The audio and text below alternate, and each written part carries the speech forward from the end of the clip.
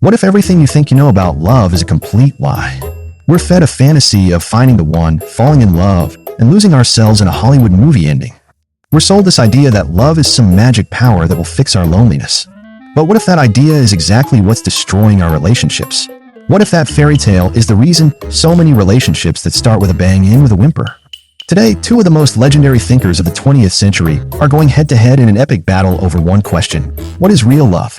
In one corner, the French existentialist powerhouse, Simone de Beauvoir. For her, love is an insane challenge of radical freedom, a high-stakes tightrope walk between two totally independent people.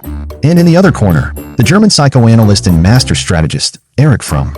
He saw love as a hardcore skill, an art form that demands insane levels of practice, just like becoming a grandmaster in chess or a world-class painter. One screams freedom, the other screams discipline. They are both answering the same cry for connection, but their plans seem destined to collide. In this video, we are putting Simone de Beauvoir and Erich Fromm in the ring to see who has the ultimate strategy for authentic love. The answer won't just change your relationships, it will change your entire life. To understand de Beauvoir's strategy for love, you have to get her number one rule for life: you are completely and totally free. This is Existentialism 101. There's no pre-written destiny. As her partner Jean-Paul Sartre said, you are condemned to be free. You are defined only by the choices you make.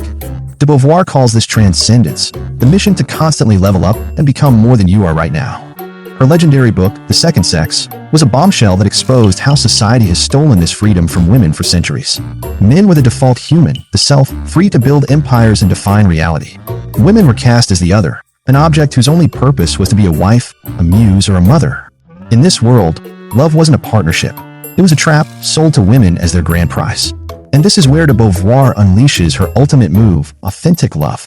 She asks, what if love could boost your freedom instead of destroying it? For de Beauvoir, authentic love is not two people melting into one happy blob. That's a nightmare. She calls that bad faith. Basically, you're lying to yourself, either by trying to become an object in your partner's life or trying to possess them like an object. Instead, she argues real love is a reciprocal recognition of two freedoms. It's a pact between two complete, independent people who choose to be together, not because they're needy, but because they want to watch and support each other's insane journey of self-creation. Think about all the modern dating garbage de Beauvoir was already calling out. Finding your other half? That implies you're broken on your own. Wanting to be everything to your partner? That's a desire to swallow them whole. De Beauvoir saw two massive traps. First is narcissistic love, where you only love someone for how they make you feel. The second is devotional love, giving up your friends, your dreams, and your entire identity for someone else. De Beauvoir says this isn't romantic. It's you running away from the terrifying responsibility of building your own life. So what does her ideal love look like? It's a love that gives you space. It's a partnership where you push each other to chase your own goals. You don't need the other person to justify your existence because you're too busy justifying your own. As she put it, love should be the revelation of the self through the gift of the self. The goal isn't to complete each other. It's to stand side by side, looking out at the world, stronger because another free person is doing it right next to you. This is a terrifying idea because it comes with zero guarantees. It throws security and comfort out the window. For de Beauvoir, love isn't a safe harbor. It's a raging sea, and the only way to survive is with two captains on two separate badass ships sailing in the same direction.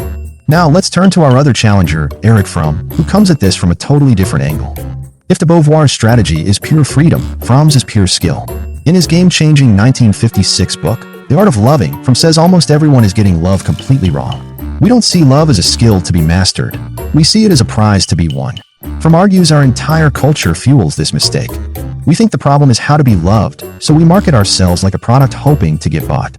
Then we mistake that initial crazy falling feeling for actual love, and when it fades, we think it's over. Fromm's response is simple. That's nonsense.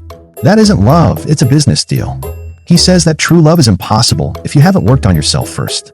Believing you can just fall into love is like wanting to be an amazing artist without ever practicing your drawing. For Fromm, falling in love is just the trailer. The real movie, mature love, only starts when the initial hype dies down. This brings us to his core strategy. Love is an art. And like any art, it demands two things. You have to learn the theory, and you have to dedicate your life to the practice. Fromm's theory starts with the biggest problem of being human. We are all fundamentally alone. This creates a deep anxiety, and our biggest need is to break out of that prison. The only real way out, Fromm says, is mature love. So what is this art?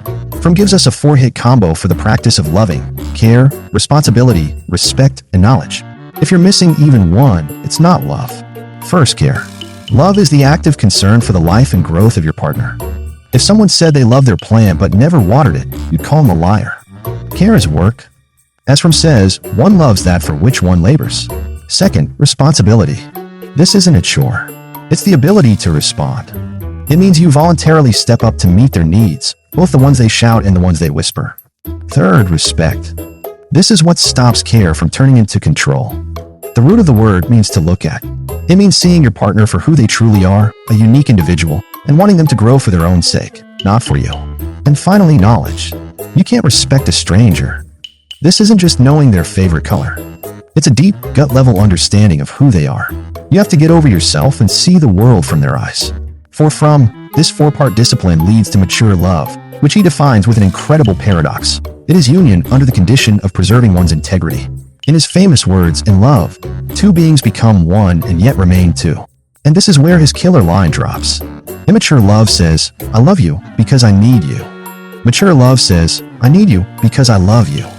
It's an act of giving that comes from strength, not from emptiness. So when we put Simone de Beauvoir and Erich Fromm in the final showdown, the clash is electrifying. Their strategies seem to be on a collision course. At first, it's a clear battle of freedom versus discipline. For de Beauvoir, individual freedom is the ultimate prize. Anything that compromises your freedom is an attack on love itself. Her game plan is to be on guard against becoming dependent. She wants a love that is almost radically hands-off. But Fromm would see a huge hole in that strategy. For him, love isn't something that just happens. You have to build it with intense, focused effort. His 4 elements, care, responsibility, respect, and knowledge, are daily training exercises. From his corner, de Beauvoir's radical freedom, if you're not careful, could just turn into 2 people ignoring each other. This leads to the next clash, individuality versus union. De Beauvoir is completely suspicious of union. For her, 2 become 1 sounds like a hostile takeover, a way to erase someone's identity. Her ideal is 2 powerful individuals standing together, but never ever merging. Fromm, however, leans into the paradox of union. He argues our deepest human need is to connect, and mature love is the answer. But his idea of union isn't a weird fusion. He delivers the critical blow. In mature love, 2 beings become 1 and yet remain 2. You have to be a whole person before you can unite with another. Fromm is fighting for a paradoxical union that requires individuality, while de Beauvoir sees the idea of union itself as the enemy. But right here, in the middle of the fight, comes the massive plot twist. We realize they are fighting the exact same villain: immature, needy, possessive love. Both de Beauvoir and Fromm absolutely destroy the fairy tale idea of love as a magic cure for being incomplete. They both hate relationships built on control. The person who gives up everything for their lover? De Beauvoir calls that a trap, and Fromm would call it a failure in the art of loving. The partner who needs to control everything. Both would say that's a losing game.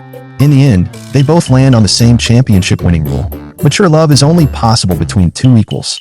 You have to become a whole person before you can truly love someone else.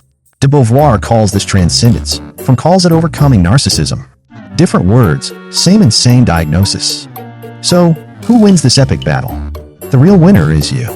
Because the ultimate strategy isn't to pick a side. It's to create a superpowered synthesis of both.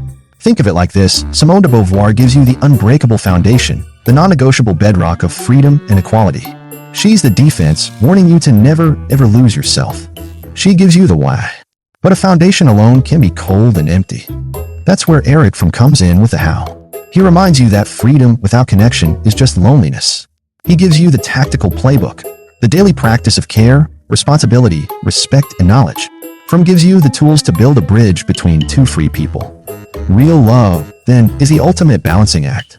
It's the art of practicing Fromm's hardcore discipline inside the wide-open arena of de Beauvoir's freedom.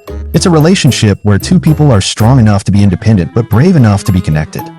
It's a love that screams, I will fight for your freedom to become who you are, and I will practice the art of loving you every single day while you do it. This isn't easy. It's the project of a lifetime. So I have a challenge for you. In your own life, where's the imbalance? Do you need to unleash more of de Beauvoir's radical freedom and take back your own life? Or do you need to start training in Fromm's disciplined art and bring more active care and knowledge to your relationships? Drop your answer in the comments below. Let's have the conversation. And if this video helped you, smash that subscribe button for more deep dives into the ideas that will change your life.